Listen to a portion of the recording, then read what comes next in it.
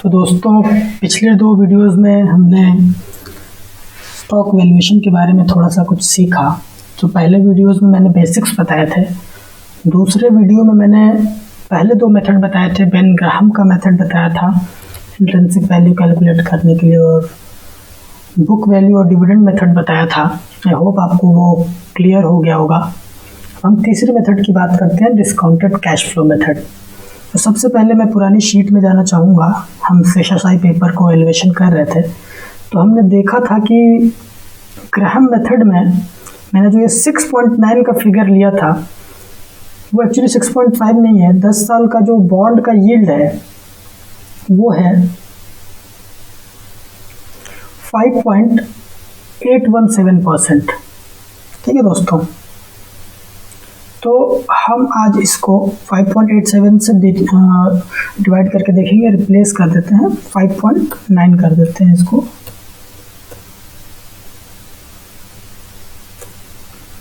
तो हमारा ग्राहम के मेथड से जो जो इसका स्टॉक का इंट्रिंसिक वैल्यू 517 रुपये आता है। जस्ट एक छोटा सा करेक्शन था, उसके बाद हम आगे बढ़ेंगे।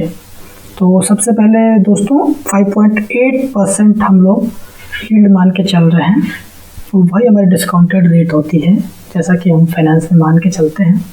अब आगे हम बढ़ते हैं free cash flow, discounted free cash flow method से वैल्यूएशन करके देखते हैं सेशनसाई पेपर को। तो दोस्तों सबसे पहले मैंने क्या किया हुआ है, ये वाली जो टेबल थी, इस टेबल में हमने देखा कि फ्री कैश फ्लो की जो ग्रोथ हुई है वो 4% से हुई है। तो इसको मैंने कॉपी कर लिया है। आप देखेंगे तो मैंने यहाँ पे कॉपी कर लिया है। मिलियन कितने शेयर्स हैं कंपनी के, वो मैंने कॉपी कर लिया है, और फ्री कैश फ्लो कितना था वो कॉपी कर लिया है। अब दोस्तों यहाँ पे हमने देखा फ्री कैश फ्लो की जो ग्रोथ है वो 4% थी, जो आपने यहाँ पे देखा था। मैं फिर से दिखा देता हूँ, ये 4%। उसके बाद जब नीचे आते हैं, डिस्काउंटेड रेट हम 5.8%, जो कि 10 साल के बॉन्ड की जो रेट है वो मान के चल रहे हैं, 5.8% वो है। अब हम अगले 10 साल का फ्री कैश फ्लो प्रोजेक्ट करेंगे।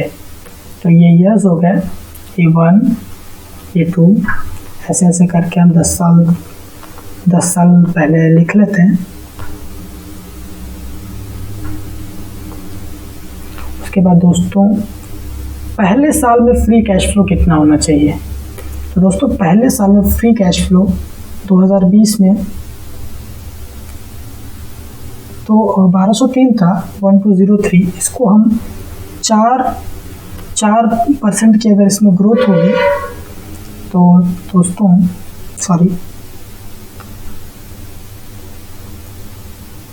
इक्वल्स टू, इसको हमने सेलेक्ट किया, प्लस हमको इसमें 4% की ग्रोथ दिखानी है। तो 1 प्लस ये 4% की जो ग्रोथ है वो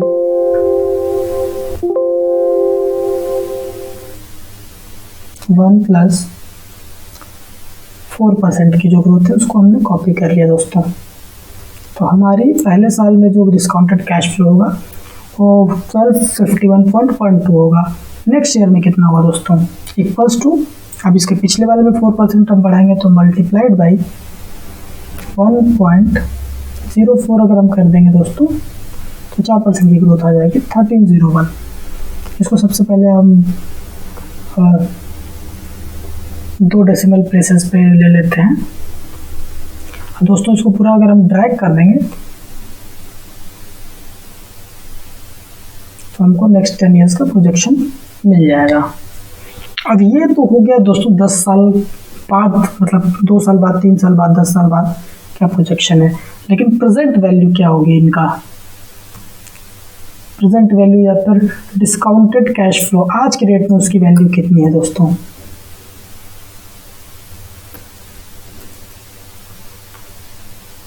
तो इक्वल्स टू, अब इसकी प्रेजेंट वैल्यू कैलकुलेट करें दोस्तों तो हम पीवी का फॉर्मूला लगाएंगे। रेट हमारी है 5.8%।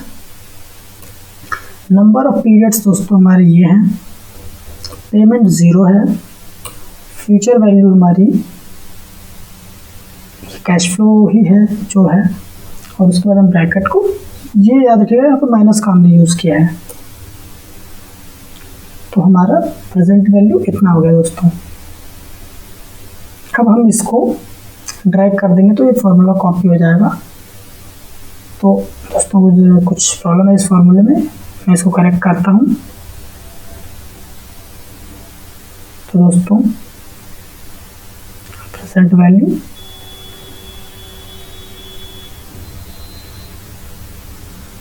इसको मैं 5.8 पर ये कॉपी कर दिया था मैंने, इसको 5.8% लिख ही देता हूँ दोस्तों, इसलिए एरर दे रहा था।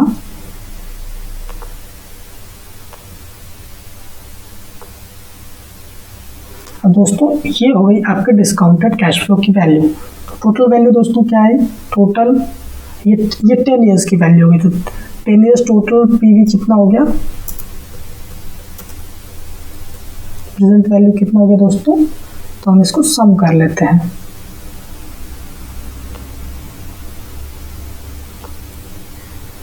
तो ये दोस्तों हमारे नेक्स्ट 10 ईयर्स के कैश फ्लो की वैल्यू है मिलियन रुपीस में। अब परपेचुटी की वैल्यू क्या होगी दोस्तों, 10 साल के बाद भी तो कुछ ना कुछ बढ़ता रहेगा।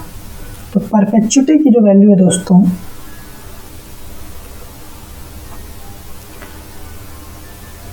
वो परपेचुटी का मतलब ये होगा कि 11वें साल से अगर ये कंपनी हमेशा चलती रहे, तो एक हम मान के चलते हैं कि 10 साल के बाद वो हमेशा के लिए कंपनी 3% का हमको रिटर्न देगी। ये एक हाइपोथेटिकल फिगर है, ये आपको रिसर्च करके पता करना पड़ेगा इंडस्ट्री का, लेकिन बस मैं इलस्ट्रेशन के लिए मैं 3% मैंने मान के चला है। तो देखते हैं 3% परपेचुटी वैल्यू क्या होती है। तो परपेचुटी वैल्यू का जो फॉर्मूला होता है दोस्तों, वो पहले मैं लिख देता हूँ। प्रेजेंट वैल्यू ऑफ परपेचुटी जो होता है वो होता है पेमेंट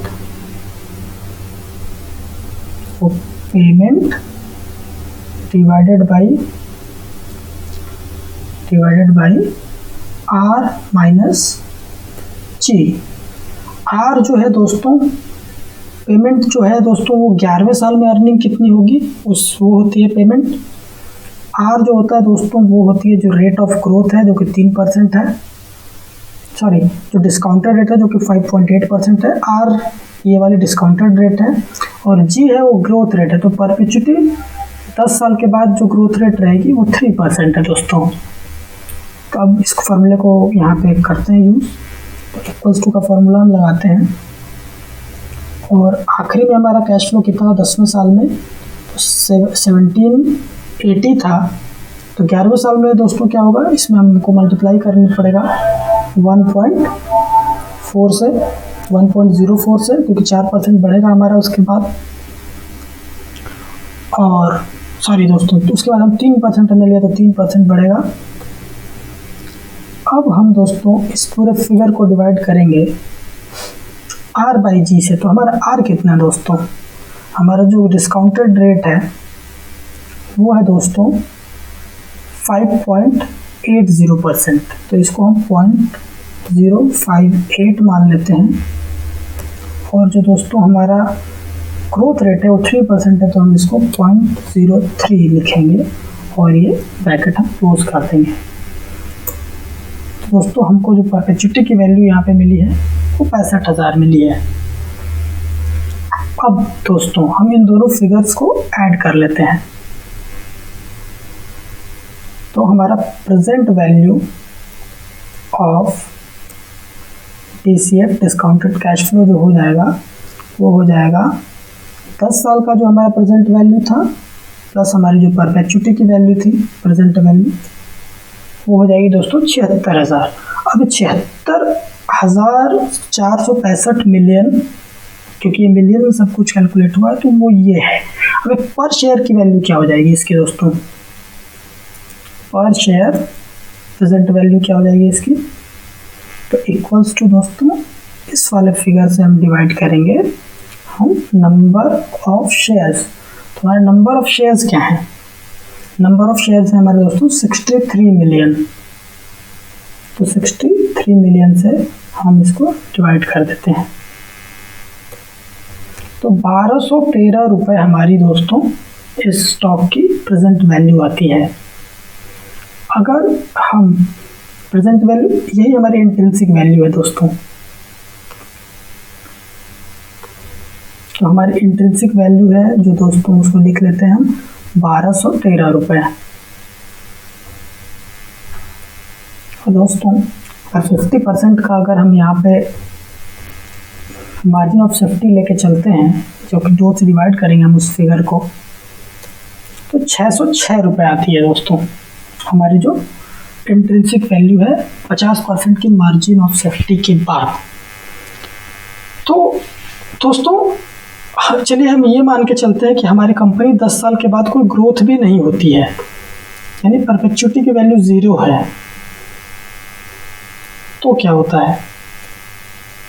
तब भी हमारे पर शेयर वैल्यू 173 है, लेकिन हम मान के चलेंगे तो अगर हम वहाँ पे 173 मान के चलें और इसका 50% देखें तो दोस्तों रफली कुछ 80-90 के करीब आता है। लेकिन 10 साल के बाद भी ये पेपर इंडस्ट्री कंपनी चलनी चाहिए, तो एटलीस्ट 1 या 2% का हम परपेचुइटी जो वैल्यू है वो तो मान के चलना एक लॉजिकल कंक्लूजन है। तो इवन 1% भी अगर हमारी परपेचुइटी वैल्यू होती तो दोस्तों अगर हम यहाँ पे 1 कर दें इसको,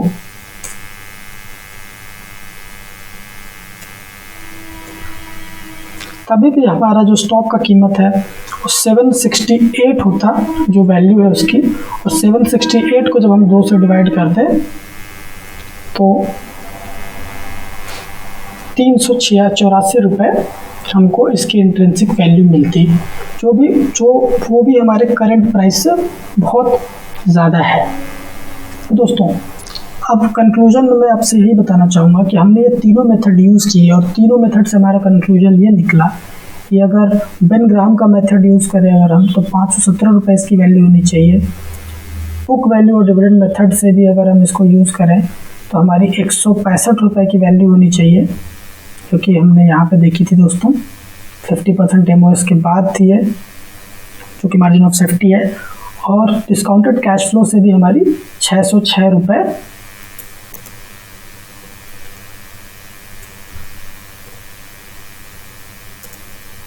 MOS 606 रुपये इसकी वैल्यू आती है। तो किसी भी मेथड से हम देखते हैं तो शेषशाही पेपर जो है वो हमको अंडर वैल्यूड दिखता है। तो ये मैं रेकमेंड तो नहीं कर रहा हूँ, लेकिन बता रहा हूँ कैसे आप किसी भी स्टॉक को वैल्यू कर सकते हैं। और जो परसेंटेज है वही खेल है दोस्तों, वहाँ पे आपको रिसर्च करनी पड़ेगी किस परसेंटेज का यूज़ करें, कैसे ग्रो कर रहा है शेयर, या उसका EPS या डिस्काउंटेड कैश फ्लो या फ्री कैश फ्लो, उसी हिसाब से ही, क्योंकि एक परसेंटेज से आप देखते हैं तो वैल्यू चेंज हो जाती है। वहीं पे खेल है दोस्तों, और मार्जिन ऑफ सेफ्टी ज़्यादा से ज़्यादा रखना चाहिए। तो ये था डिस्काउंटेड कैश फ्लो मेथड।